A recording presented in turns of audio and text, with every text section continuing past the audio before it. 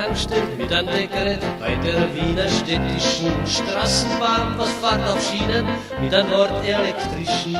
Wir haben's gar von Ausland gerufen, telegrafisch wie das R.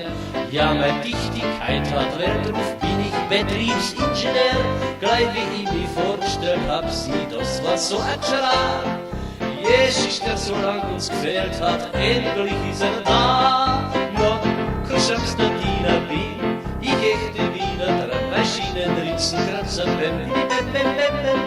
fahr ich so noch immer mit, mein Ritzenstiegel schreit, a jede Orta geht ab.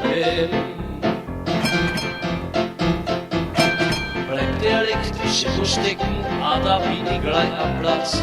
Untersuch gleich in der Reitung, was ich da oft aus sich kratzt. Die Damen falsche Locken, falsche Zanderlschweinerei, Hundeschwaffer, Stiefelkappe, oft Zanzächen dabei.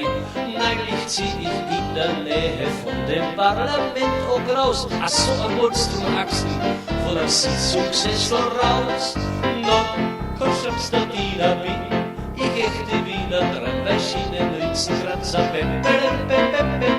fahr ich so Rodrigo mit, mein Ritzenstingel schreit, a jede Ader geht ab.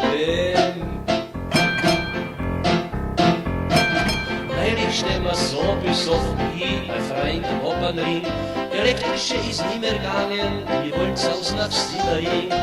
Ich geb Stangl in die Schiene, wir fahren so 3 Stunden raus.